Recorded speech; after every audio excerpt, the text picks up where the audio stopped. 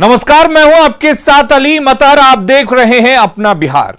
Modi cabinet में इस बार किसको जगह मिलेगी? बिहार से कई नाम चर्चा में हैं, लेकिन फाइनल नाम के लिए इंतजार बाकी है।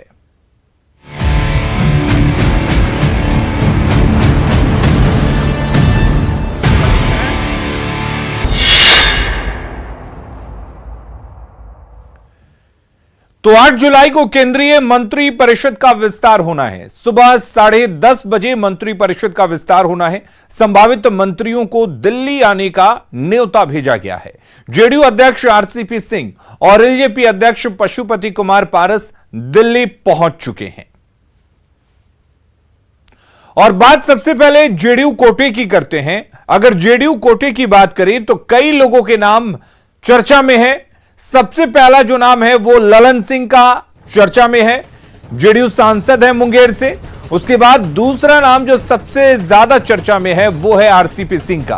राज्यसभा सांसद हैं जेडीयू के, साथ ही राष्ट्रीय अध्यक्ष भी हैं जेडीयू के। रामनाथ ठाकुर राज्यसभा सांसद हैं जेडीयू के। और इसके बाद जो अगला नाम है वो है चंद्रेश्वर प्रसाद चंद्रवंशी का, जेडीयू सांसद जहानाबाद से हैं। इनके भी मंत्री बनने की चर्चा जोरों पर है। दिलेश्वर कामत जेडीयू सांसद हैं सुपौल से, ये भी मंत्री बन सकते हैं। और अगला नाम है संतोष कुशवाहा का, पूर्णिया से जेडीयू सांसद हैं। इनके भी मोदी कैबिनेट में शामिल होने की चर्चा जोरों पर है। इसके बाद एलजेपी से एक नाम चर्चा में है, पशुपति कुमार पारस का, हाजीपुर से लोक जनशक्ति पार्टी के सांसद हैं।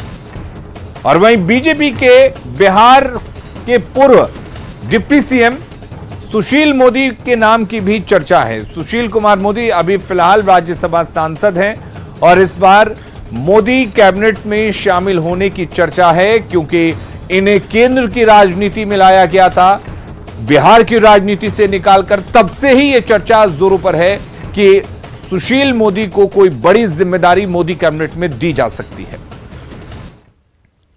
बिहार कांग्रेस के नेताओं के साथ कल राहुल गांधी की मीटिंग है। बिहार कांग्रेस के प्रभारी भक्त चरण दास ने बिहार में कांग्रेस में टूट की खबर को पूरी तरह से खारिज किया है।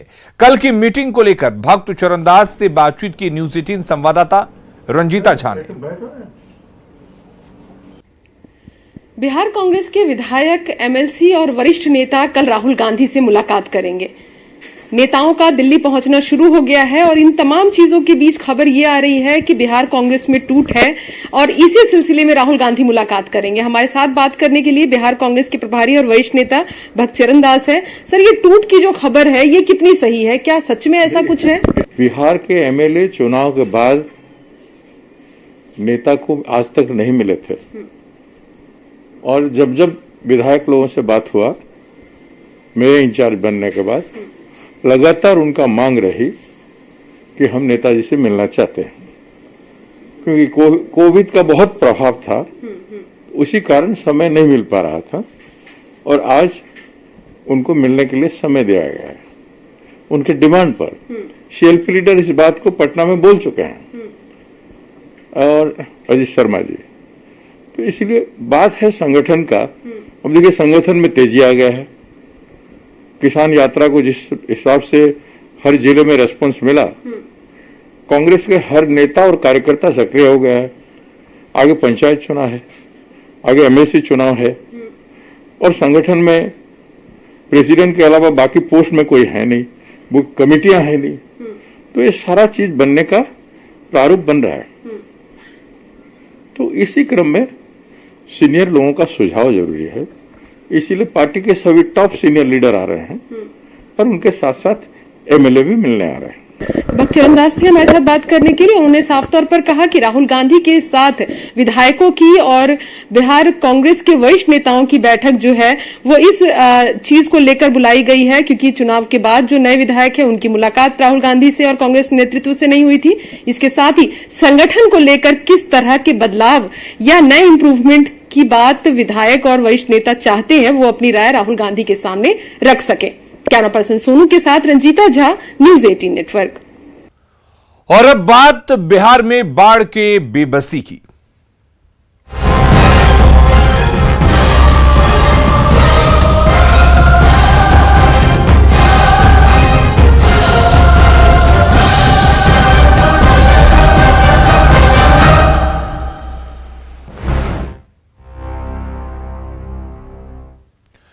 तो बिहार में जिंदगी बाढ़ की वजह से बेबस हो चुकी है। आइए आपको दिखाते हैं कि बिहार में कौन सी नदी किस जिले में तबाही मचा रही है।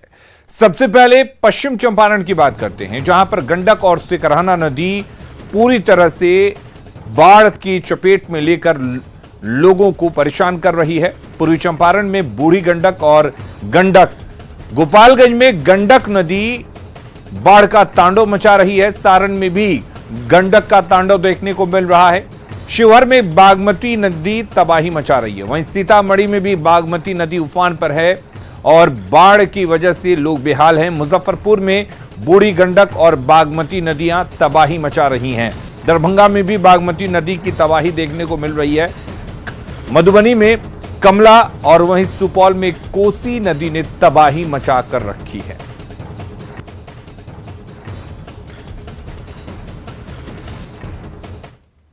और इधर मुख्यमंत्री नीतीश कुमार ने आज बाढ़ प्रभावित इलाके का सर्वेक्षण किया। सीएम ने पहले बेतिया और मोतिहारी के बाढ़ग्रस्त इलाके का सर्वेक्षण किया और दूसरे चरण में सीतामढ़ी और मुजफ्फरपुर के बाढ़ग्रस्त इलाके का एरियल सर्वे भी किया।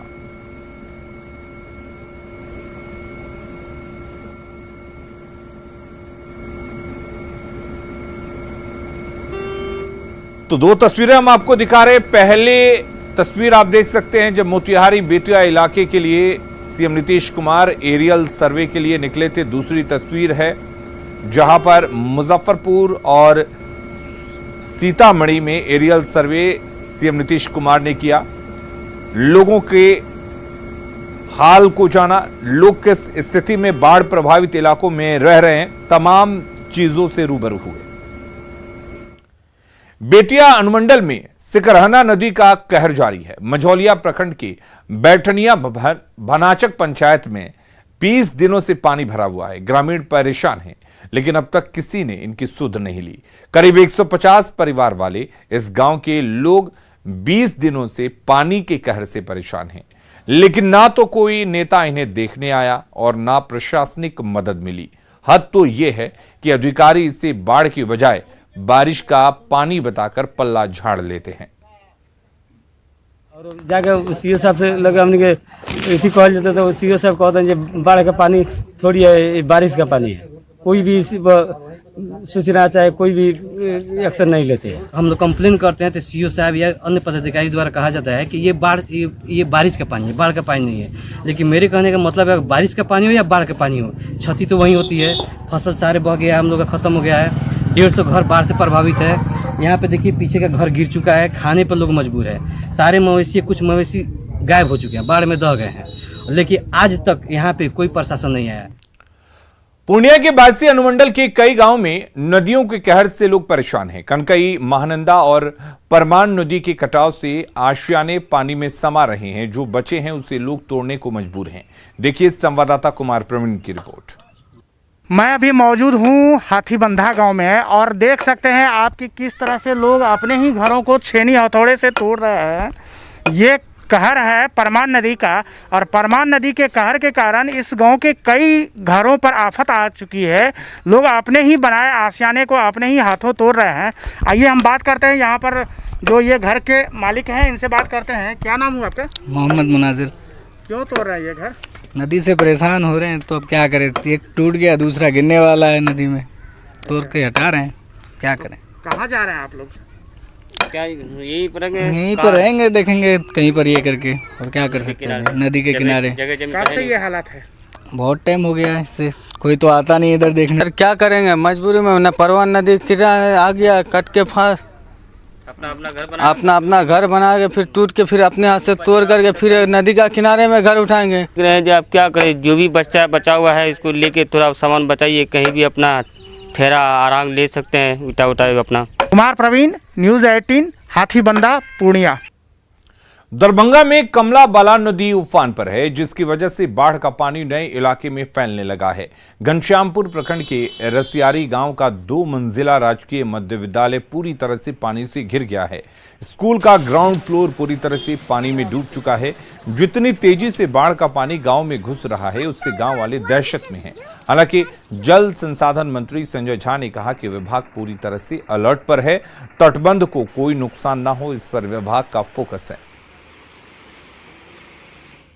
जहाँ की तक स्थिति है, जून महीना में 300% रेनफॉल हुआ है, जो नॉर्मल से ज़्यादा 300%, जो कभी कोई सोचता नहीं था। गंडक में जहाँ से ये आते हैं, पिछले 5 साल में 50,000 क्यूसेक पानी 15, 17, 18 जून को रहता था और 4,12,000 क्यूसेक पानी आ गया उस समय। तो एक्सेसिव रेन है, जो बता रहे हैं कि नेपाल में इशू है। हम लोग की तैयारी पूरी है।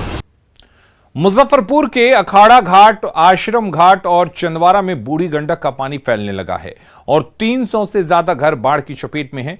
इलाके से लोगों का पलायन शुरू हो चुका है। मुजफ्फरपुर में बूढ़ी गंडक दिनानुदिन विकराल हो रही है। ये तस्वीर देखिए, ये आश्रम घाट, ये नगर निगम का क्षेत्र है और बूढ़ी गंडक धीरे धीरे किस तरीके से पूरे मोहल्ले में प्रवेश कर गई है। आप देखिए कि ये लोग हैं और ये थर्मोकोल की नाव बनाकर अपने घरों का सारा सामान निकाल कर और बाहर जा रहे हैं। क्या हालात है, क्या घर में क्या स्थिति है? बहुत बुरा स्थिति है सर, पूरा गाढ़ और पानी घर में घुसा हुआ है। न खाने का ठीक है, न पीने का ठीक है। पानी भी पीने को ठीक से नहीं मिल पा रहा। ये सब सामान सब जा रहे हैं, अब रोड पे आसरा लेंगे कहाँ है। समय बहुत ही बुरा गुजर रहा है अभी सर, है ना। अभी रोड पे अपना डेरा वगैरह डालेंगे, जिनको छत है छत पे अपना तिरपाल वगैरह डाल के यहाँ पीने तक का पानी का दिक्कत है। पीने के पानी तक की दिक्कत है। एक महिला है, एक मिनट आइए, इधर आइए। क्या सब परेशानी है? बहुत परेशान है जी। बाहर जा रहे हैं? हाँ, घर छोड़ दिए? हाँ, घर छोड़ दिए। घर में तो सामान भी होगा। हाँ, सब ले जा रहे हैं ढोक। तो आप देखिए कि मोहल्ले के सारे लोग किस तरीके से थर्मोकोल और नाव के सहारे अपना सारा सामान निकाल रहे हैं। जरा दूसरी तरफ कैमरा सहयोगी दिखाएंगे कि ये तमाम जो ऊंचे ऊंचे भवन हैं, यह बिल्कुल मुजफ्फरपुर नगर निगम का इलाका है। यह बूढ़ी गंडक नदी से सटा हुआ इलाका है और पानी कितनी तेजी से यहाँ प्रवेश करता जा रहा है। अभी मैं खड़ा हूँ, यह कंक्रीट सड़क है, लेकिन जैसे जैसे मैं अंदर की ओर जा रहा हूँ, आप देखिए पानी ये घुटने तक आ गई है। और आप देखिए ये पीछे बूढ़ी गंडक की विशाल जलराशि दिखाई दे रही है। तो बूढ़ी गंडक किस तरीके से तबाही और कहर बनकर मुजफ्फरपुर के शहर के लोगों पर टूटने लगी है, ये तस्वीर बताने के लिए काफ़ी है। सुधीर कुमार, न्यूज़ 18, मुजफ्फरपुर। सीतामढ़ी में अफसर और ठेकेदार आपदा में कमाई कर रहे हैं। बिलसंड प्रखंड के सौली रुपौली पंचायत में तटबंधों के रेनकट को भरने का जो काम चल रहा है, उसमें जमकर धांधली हो रही है। यहां पर बालू की जगह मिट्टी से तटबंध को दुरुस्त करने की कवायद की जा रही है। इतना ही नहीं, भराई के नाम पर खानापूर्ति की जा रही है, जिससे लोगों में नाराजगी है। साथ ही ये भी डर सता रहा है कि कभी भी ये तटबंध टूट सकता है।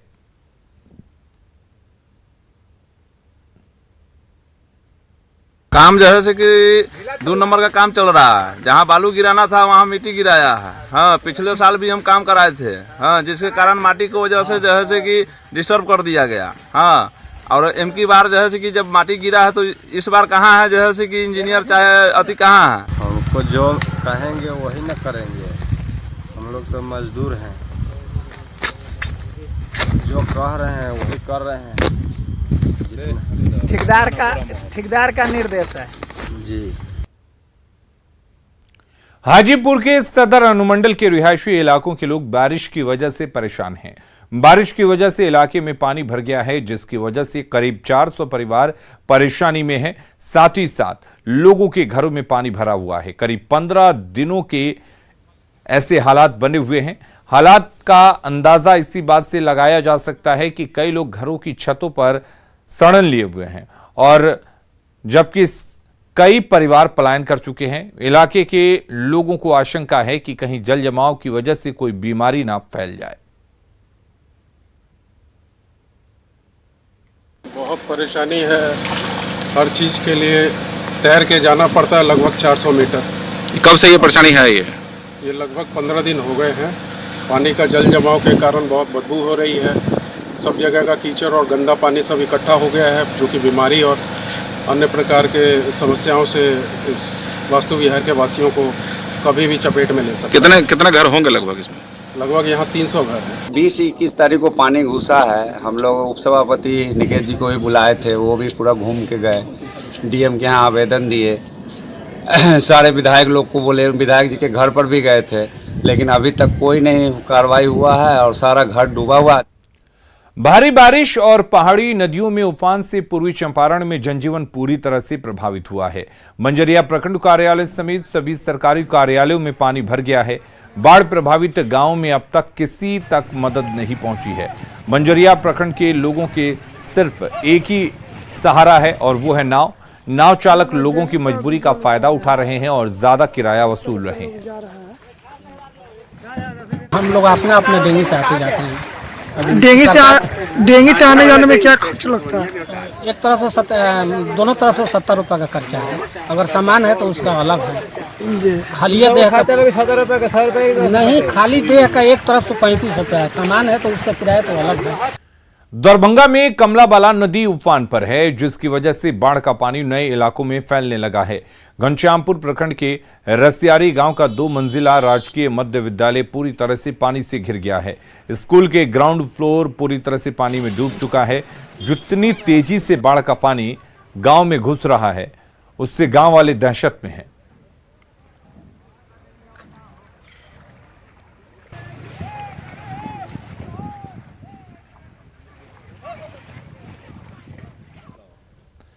नरकटियागंज अनुमंडल में जिस जगह पर 2 दिन पहले नाव हादसा हुआ था, उस गांव के लोगों ने खुद चचरी का पुल बनाकर आवागमन को बहाल कर दिया है। दरअसल लौरिया गुनौली मुख्य मार्ग पर बना पुल 3 हफ्ते पहले टूट गया था, जिसकी वजह से लोगों के सामने नाव ही एकमात्र सहारा बचा था।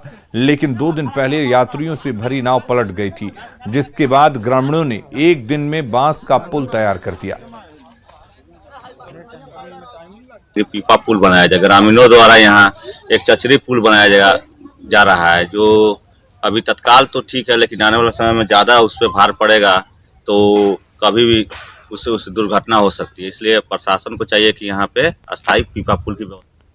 नरकटियागंज अनुमंडल के मुरली भरावा गांव में चंपारण सत्याग्रह के प्रणेता पंडित राजकुमार शुक्ल और उनके सहयोगी संत राउत की प्रतिमा पंडई नदी में विलीन होने की कगार पर है। नदी उफान पर है, लिहाजा तेज कटाव जारी है। प्रशासन की ओर से कटाव को रोकने का काम किया जा रहा है, लेकिन ग्रामीणों के मुताबिक वक्त रहते इस ओर ध्यान नहीं दिया गया। जल संसाधन विभाग के इंजीनियरों के मुताबिक पानी ज्यादा होने की वजह से बांस पाइपिंग का काम नहीं हो पा रहा है। उन्होंने भरोसा दिया है कि महापुरुषों की प्रतिमा को बचाने की पूरी कोशिश की जा रही है। हम लोग का दिया गया है, अभी पानी ज़्यादा था इसलिए नहीं हुआ है, मुझे पानी अब घट रहा है और ज़्यादा पानी में करने में दिक्कत हो रहा था, इतना पानी में नहीं हो पाएगा। सरकार द्वारा संत राउत और राजकुमार शुक्ल के स्टैचू को बचाने के लिए मुरली भरावा ग्राम पंचायत राज बेलवा प्रखंड गौनहा में जो काम हो रहा है अभी संतोषजनक नहीं है। कुमार शुक्ल का कर्म भूमि और जन्म भूमि जगह पर जो काम हो रहा है, ठेकेदार जो लोग करा रहा है वो ऐसे काम कराता है लोग कि जो बोरा का मुंह सिलवाता है, नहीं सही ढंग से एमसील बनवाता है। ऐसे इसी तरह से नदी में बोरा डाला जाता है, नहीं बांस को पायलिंग होता है, नहीं कुछ भी होता है। यहाँ से नदी जब दूर में तक अभी कटाव कर रही है। अगर यदि ये नदी को अभी आज तक नहीं 2-4 दिन के अंदर में दिन बना है, अगर नहीं बना जाएगा तो नदी तुरंत इसको नदी मूर्ति को और इसको प्रतिमा को नदी काट कर मिट्टी मिला दे। मुख्यमंत्री नीतीश कुमार 12 जुलाई से फिर जनता दरबार में मौजूद रहेंगे। इसके लिए नया भवन बनाया गया है। एक बड़े हॉल में कुर्सियां लगाई गई हैं। जनता दरबार में की जाने वाली व्यवस्था का पटना के डीएम ने जायजा लिया। 12 जुलाई से मुख्यमंत्री नीतीश कुमार एक बार फिर से जनता दरबार कार्यक्रम की शुरुआत करने जा रहे हैं। उसके पहले इस हॉल का मुआयना करने पटना के जिलाधिकारी और सीनियर एसपी यहाँ पर पहुँचे हैं और तमाम चीज़ों की यहाँ पर वो लोग निरीक्षण कर रहे हैं और देख रहे हैं कि कैसे, चूँकि काफ़ी संख्या में लोग आते हैं, सुरक्षा का भी इंतजाम देखना होगा, साथ ही साथ कोविड के जो गाइडलाइन है उसे भी फॉलो करना होगा। हमारे साथ जिलाधिकारी साहब मौजूद हैं, इनसे बात करते हैं। सर, किस तरीके की यहाँ पर तैयारी आप लोग देख रहे हैं? कोरोना का समय है और मुख्यमंत्री जनता दरबार भी कर रहे हैं। हम लोग मुख्य रूप से सिक्योरिटी पॉइंट ऑफ व्यू से देख रहे हैं और दूसरा क्राउड मैनेजमेंट और जो कोरोना की गाइडलाइन है उसका अनुपालन सुनिश्चित हो सके, सोशल डिस्टेंसिंग और बाकी गाड़ियां जो आएंगी उनकी पार्किंग की व्यवस्था। और हम लोगों का प्रयास यही है कि जो भी परिवादी यहाँ आएंगे लोग, उनको असुविधा नहीं हो किसी प्रकार की। हमारे साथ पटना के सीनियर एसपी भी हैं, इनसे हम बातचीत करते हैं। सुरक्षा भी काफ़ी महत्वपूर्ण कड़ी होगी, चूँकि एक और मुख्यमंत्री होंगे, दूसरी ओर सैकड़ों की तादाद में लोग मौजूद होंगे। इसमें देखिए ये टेस्टेड कार्यक्रम है, पहले भी ये कार्यक्रम होता रहा है, काफ़ी अंतराल के बाद ये हो रहा है इस बार। और इस बार खास बात यह है कि स्थल बदल गया है, प्रांगण वही है लेकिन बहुत ही अच्छा और स्पेशियस एक नया प्रांगण तैयार किया गया है।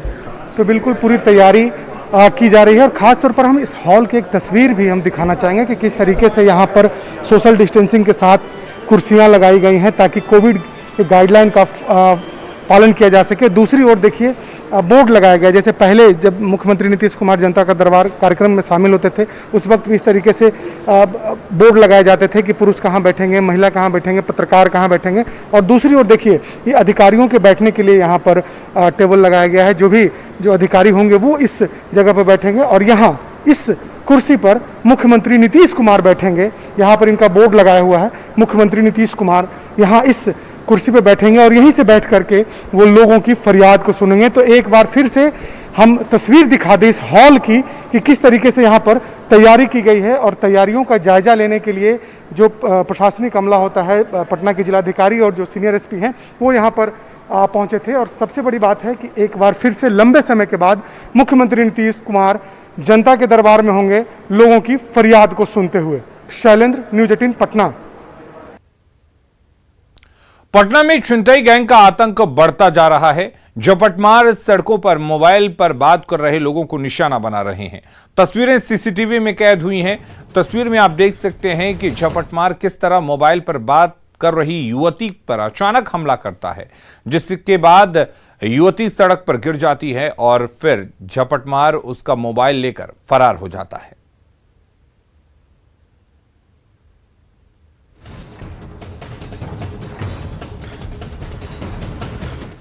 और रुक करेंगे इस वक्त एक बड़ी खबर की। मुख्यमंत्री नीतीश कुमार का बयान आया है केंद्रीय मंत्रिमंडल विस्तार पर।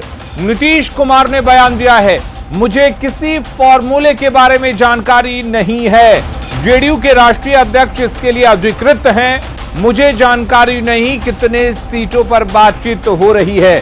पिछले बार की बात खत्म हो गई है। मुख्यमंत्री ने कहा कि जेडीयू मंत्रिमंडल में शामिल नहीं होगा, ऐसी कोई बात नहीं है।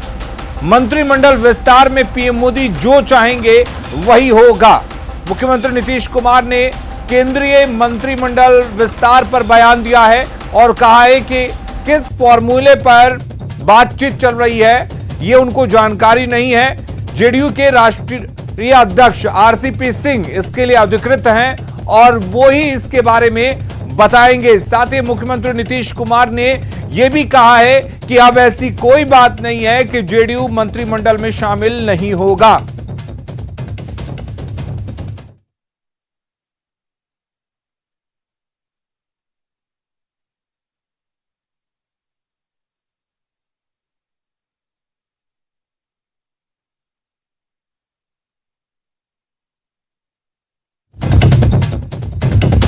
मुख्यमंत्री जी सवाल है कि पिछली बार मुख्यमंत्री जी पिछली बार आपने एक साल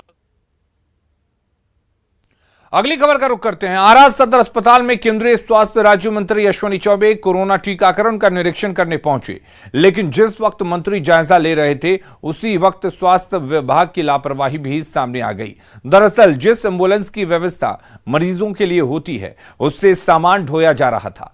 तस्वीरों में आप देख सकते हैं कि कैसे एम्बुलेंस का इस्तेमाल मालवाहक वाहन के तौर पर किया जाता है। जब इस लापरवाही के बारे में अश्विनी चौबे से पूछा गया तो उन्होंने कहा कि ऐसा करना गलत है।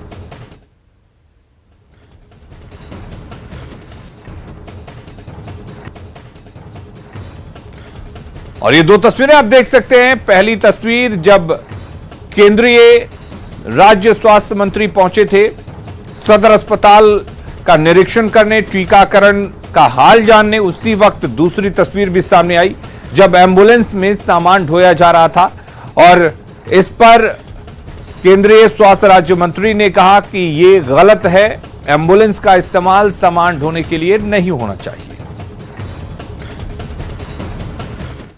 खबरें लगातार जारी हैं, बने रहिए न्यूज़ 18 बिहार झारखंड के साथ।